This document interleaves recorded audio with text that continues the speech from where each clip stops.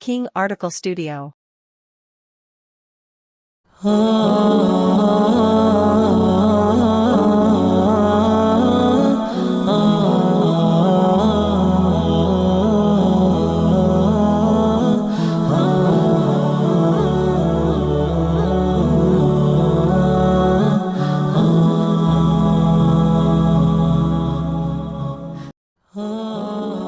Tanzania tana ɗaya daga cikin ƙasashe masu tarin ƙabilu iri-iri.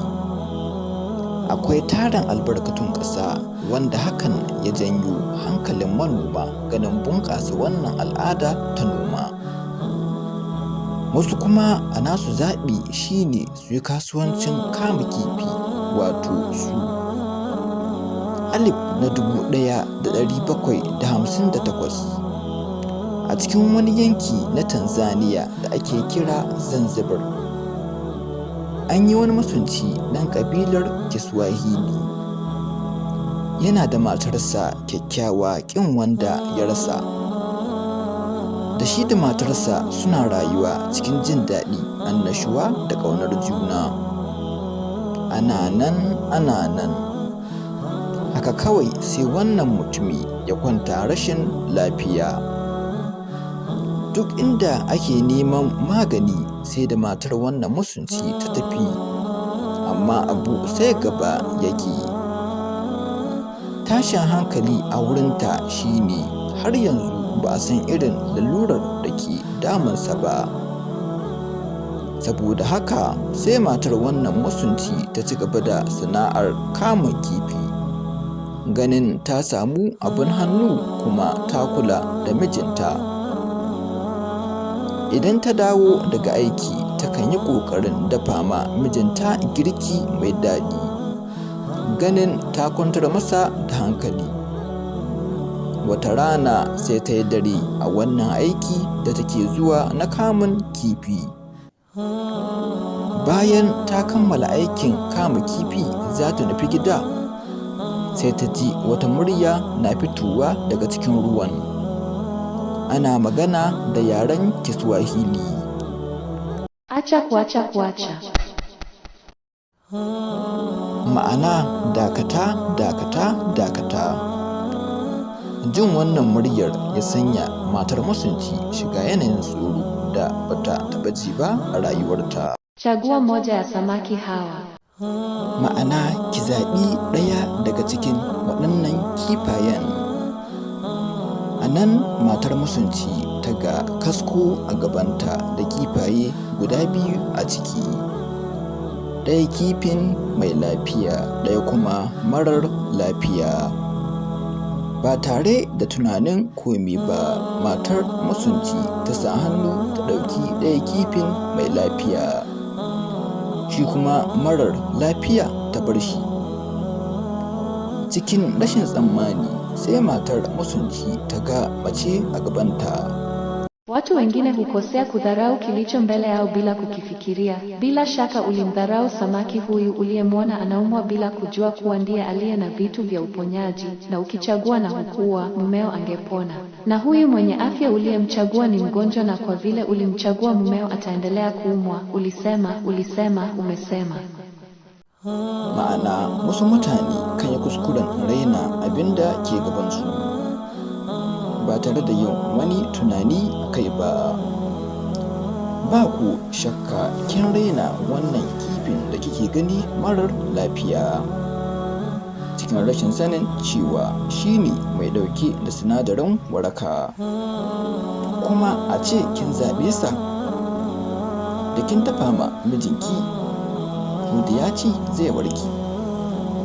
Shi kuma wannan mai lafiya da kika zaɓa shine rashin lafiya, kuma tunda kika zaɓe sa, mijinki zai ci gaba da zama cikin rashin lafiya. Kin faɗi.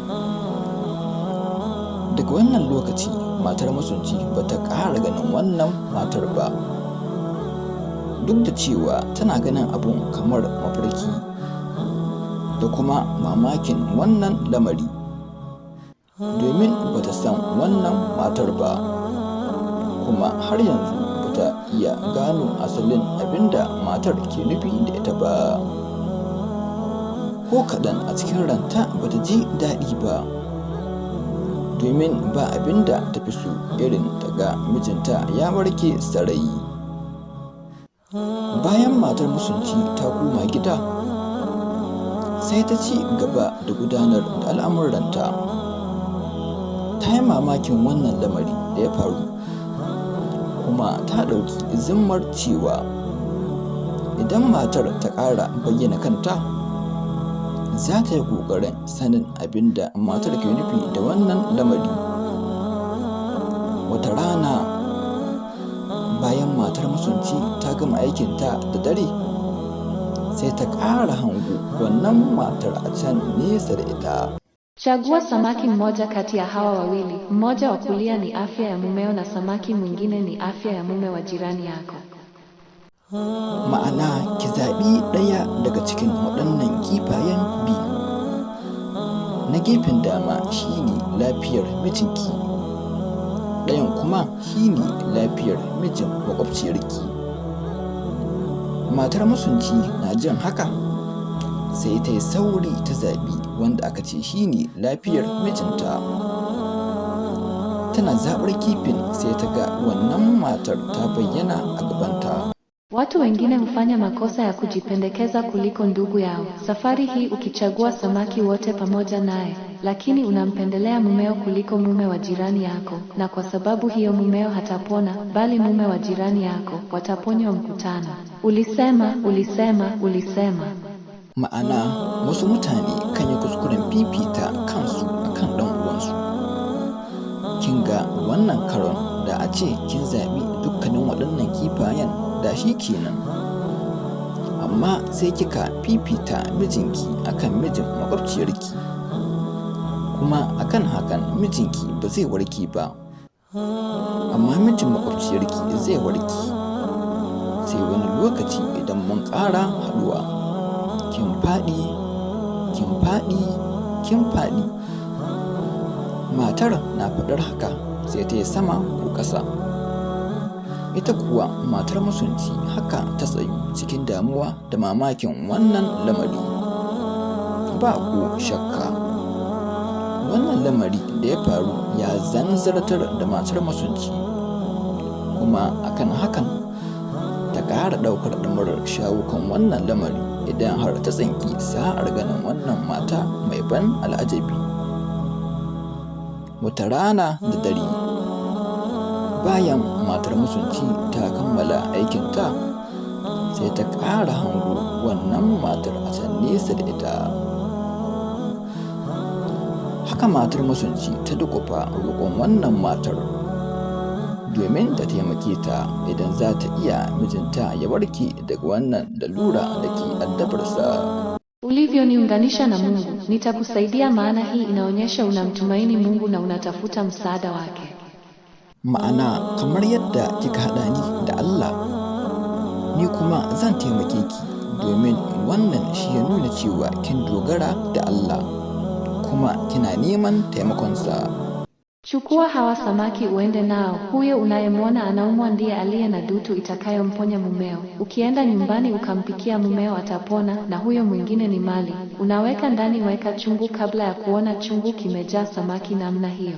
Chukua na ufanye unavyotaka, lakini hakikisha kwamba kila siku unapokamata samaki, utachuna samaki mmoja kwenye sufuria ambaye atakuwa msingi wa kuzaliwa kwa samaki wengine. Ma'ana, ki ɗauki waɗannan kifaye biyu ki tafi da su.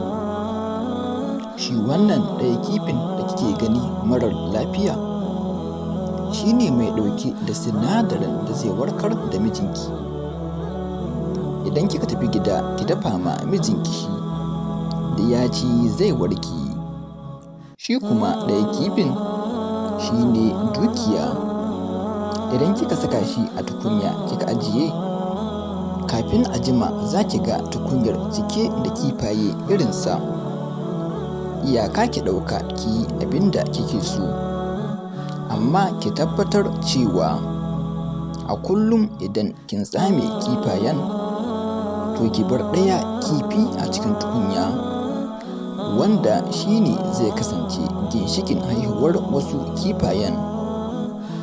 Cikin jin daɗi matar masunci ta karɓi kifayen ta nufi gida, kuma duk abin da wannan matar ta faɗa mata sai da ta aiwatar.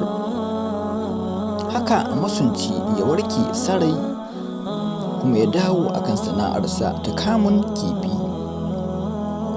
Bayan matar masunci ta tabbatar mijinta ya warke sarai, sai ta labarta masa abin da ya faru akan wannan mata mai ban al'ajabi, da kuma kifayen da ta bayar masu ban al'ajabi a matsayin waraka da kuma dukiya.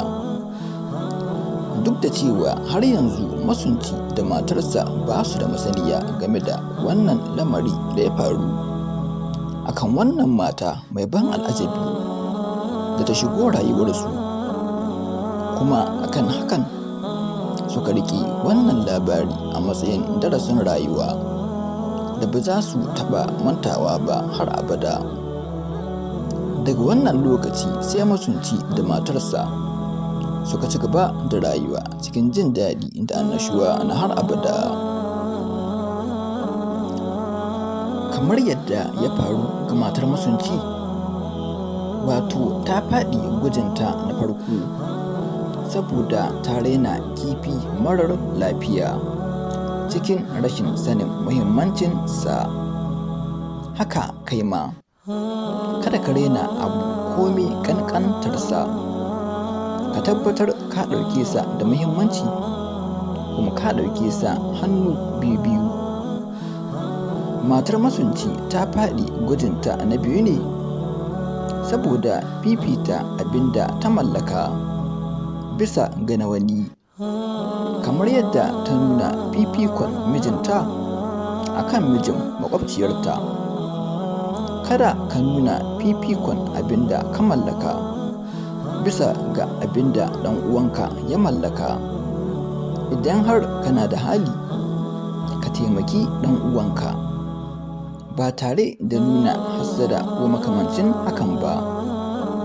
Sai kuma matar masunci ta samu galaba akan gwajinta na uku saboda ta nuna tana so a taimake ta don Allah, kuma akan hakan ta samu biyan bukata. Abun nufi anan shine ka yi ƙoƙarin ganin cewa duk abin da kake so za ka roƙi Allah shi kaɗai, domin shi ne mai bayarwa kuma mai amsar addu'a.